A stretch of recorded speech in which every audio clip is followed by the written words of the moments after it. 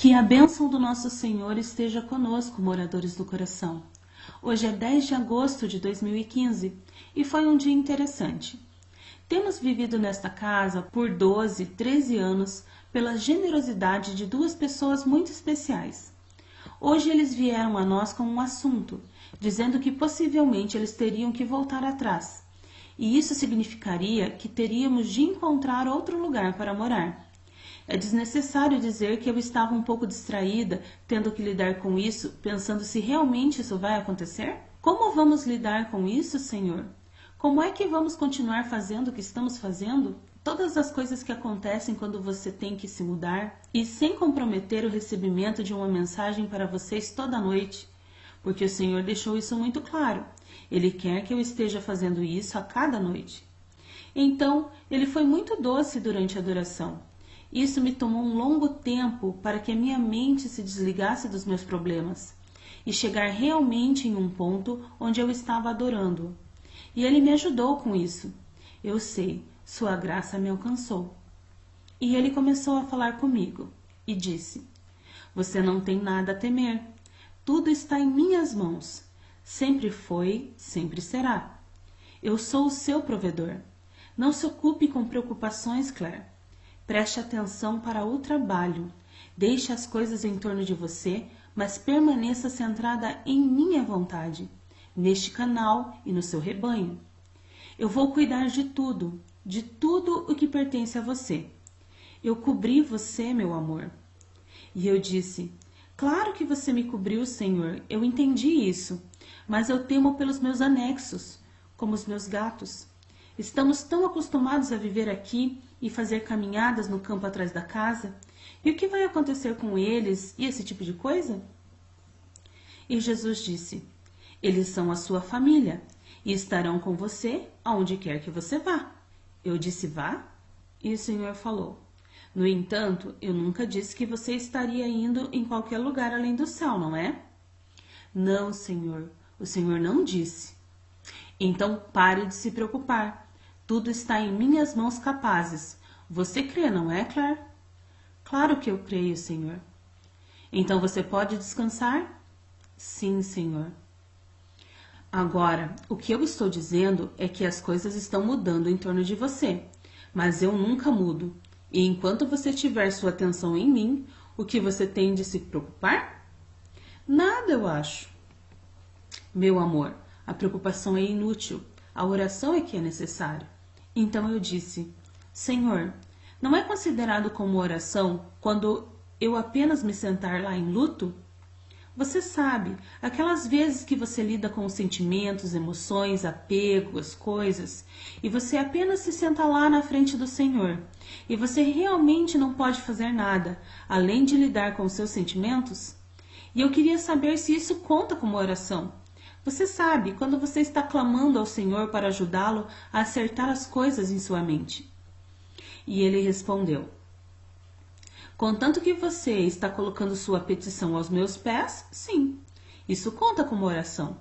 A oração é muito mais do que sentenças de petição, seja verbal ou não verbal.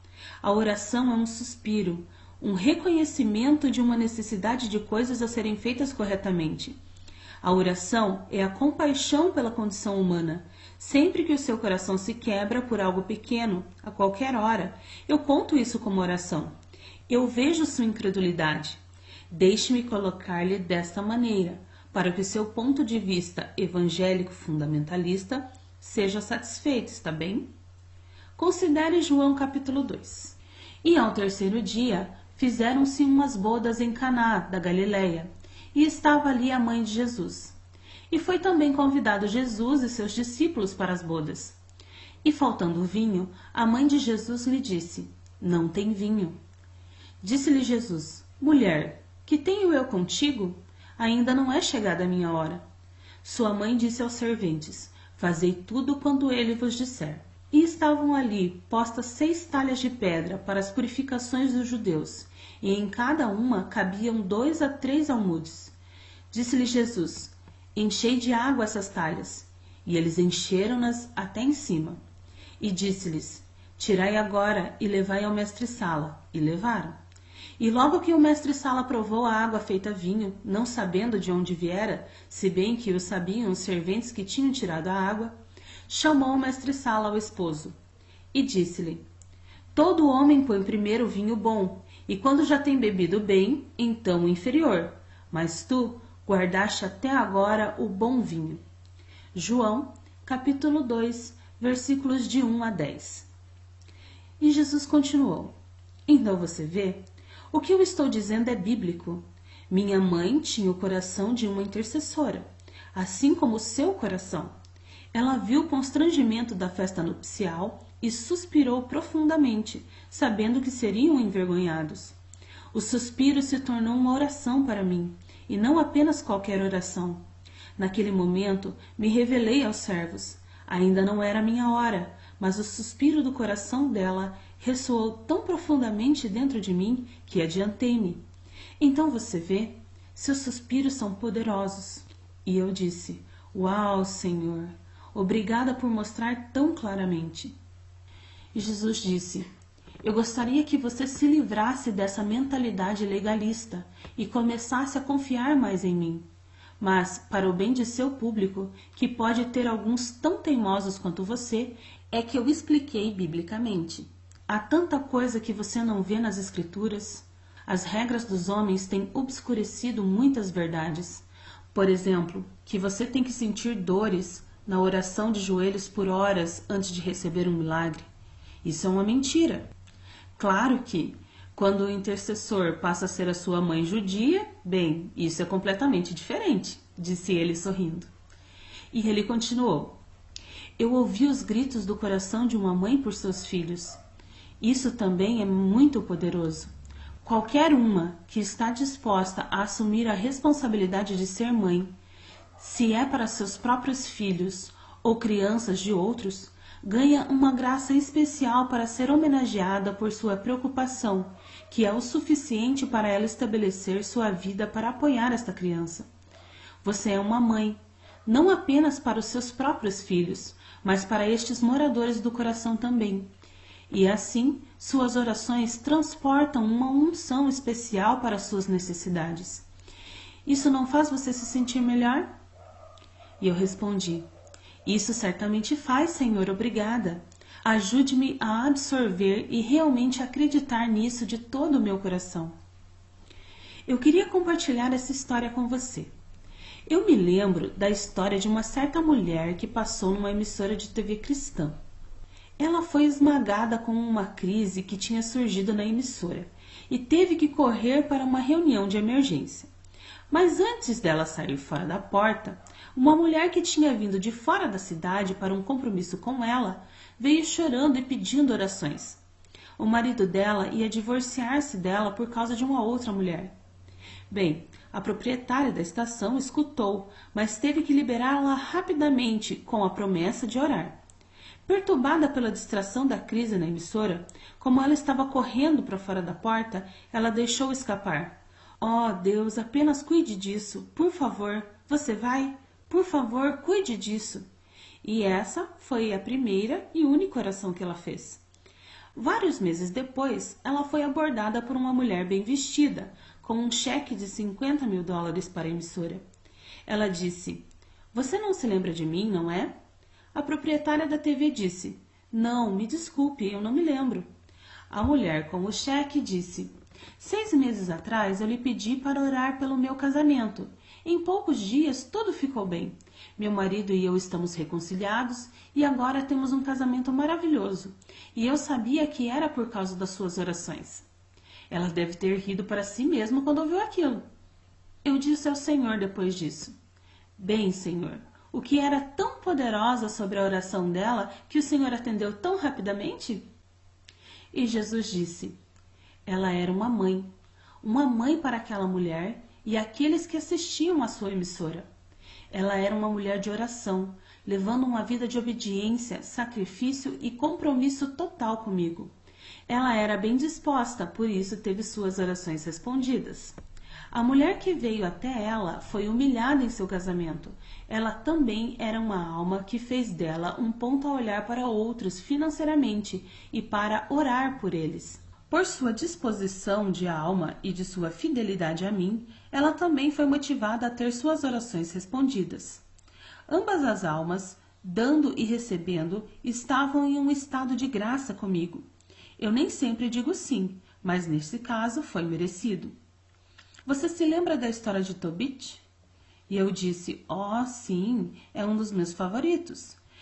E Jesus continuou, foi porque Tobit viveu uma vida justa e exemplar que eu enviei o anjo Rafael para ajudá-lo na recuperação de seu dinheiro, que ele precisava desesperadamente, bem como lhe foi providenciado uma nora piedosa. Tobit era também um pai para muitos, um homem que se preocupava desinteressadamente para com os outros, enterrando os mortos, até mesmo estranhos, mesmo nos horários mais inconvenientes. Então, muitas vezes, meu amor, eu respondo oração por causa da bondade de uma petição a mim. Uma vida altruísta, de caridade, tem grande virtude diante de mim, e eu estou disposto a distinguir essa pessoa com dons extraordinários, especialmente responder à sua oração. Então, depois disso, foi uma espécie de uma longa pausa. E finalmente eu disse, Senhor, há outra coisa que você queira nos dizer essa noite? E ele respondeu, sim, existe mais. Não permita ser alarmada com as coisas mudando em torno de você.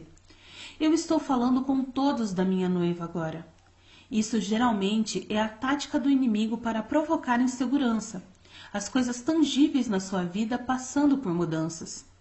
Quando seu coração está centrado em mim e não na sua família, na sua moradia, na sua comida e roupas, não importa o que vai acontecer em torno de você.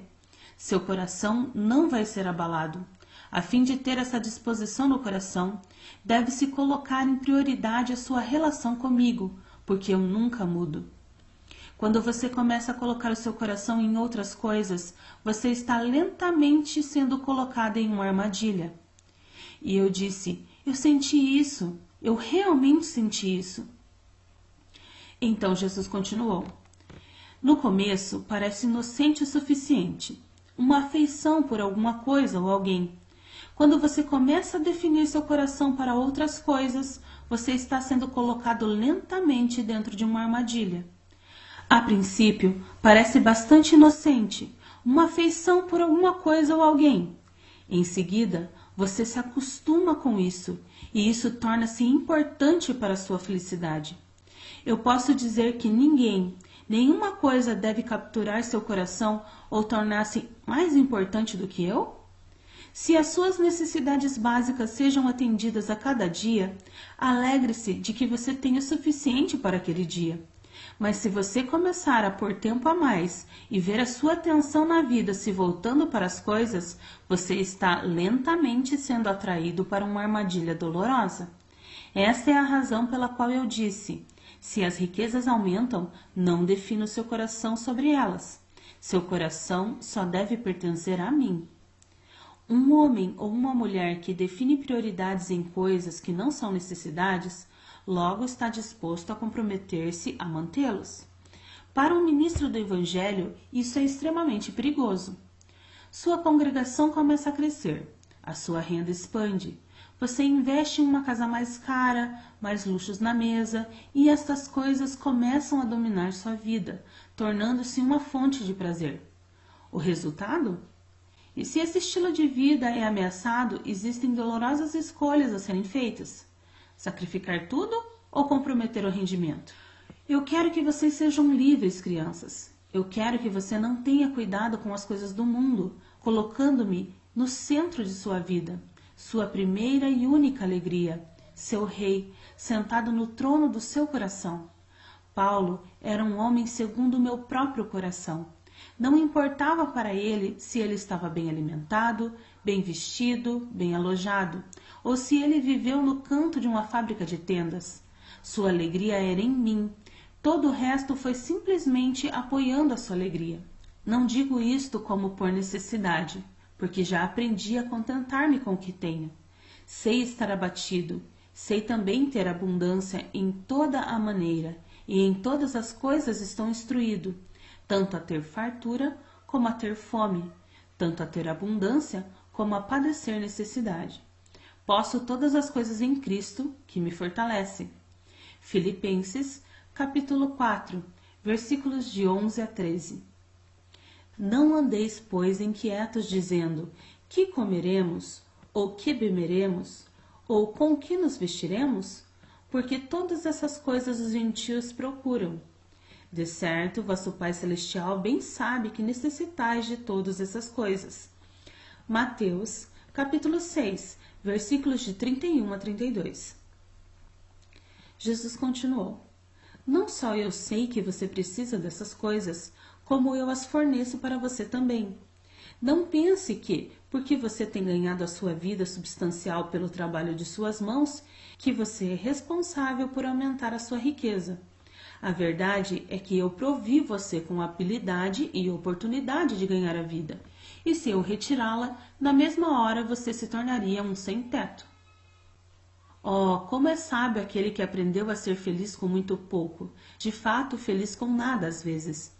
Alguém como ele é livre como os pardais e não tem cuidado com as coisas do mundo. Contraste isso com aqueles que buscam a prosperidade e viveram uma vida completamente ocupada com o que eles vão comer, onde eles vão morar, o que vai vestir e os prazeres e decepções que vêm com isso. A compra, a manutenção de algo, a proteção de tantas coisas. Oh, que armadilha você pode cair quando se vive em opulência. Esse vaso aprendeu da maneira mais difícil e amarga como um estilo de vida materialista pode ser. Muitas vezes eu a ouvi clamar por uma vida menos complicada, e como ela recebe mais e mais de mim em seu coração, eu a ajudei a realizar esse sonho. Todos vocês agora prestem muita atenção às suas afeições e considerem o que você estaria disposto a comprometer para manter seus prazeres. Você está pronto para renunciar a tudo pelo meu reino? Se forem tomados amanhã, vocês estariam cabisbaixos, suicidas, humilhados? Ou seu coração permaneceria firme, confiando apenas em mim? Proponho essas coisas para você, porque é o que está vindo para essa nação. Muitos que procuram fama e riqueza ficarão sem um tostão do dia para a noite. Eu não quero isso para você. Eu quero o tesouro do seu coração para mim, pois eu nunca vou ser tirado de você. E quanto mais humilhado você for, mais eu vou aprovar você. Pense sobre essas coisas. Resolva em seu coração agora o que é mais importante. E não é apenas as coisas que estão ameaçadas. Alguns podem viver muito bem sem elas. São as pessoas que significam algo para você em sua vida e que de repente poderão viver sem você. Que de repente não vão mais querer segurar você, não terão mais respeito por você. Para essas pessoas, você se tornará irrelevante e até mesmo indiferente. Nunca se sabe exatamente quem são seus amigos, até que você perde toda a sua influência e esteja ridicularizado sobre o desprezo do mundo. Então você vai saber quem são seus amigos. Eu sempre vou amar e valorizar você. Tenha em vosso coração a memória de mim, na cruz, nu, ferido, sujo de suor e sangue, desfigurado além do reconhecimento. Naquele momento, eu era o mais desprezado e odiado de todos os homens, e certamente o mais pobre. Sim, isso é o que me tornei como um exemplo para você, não para definir o seu coração nas riquezas e realizações mundanas. Você será feliz se você seguir este exemplo. Entrar em obstinação, à disposição de um único coração. Agora eu estou oferecendo esta graça a vós, assim como vocês estão ouvindo esse convite.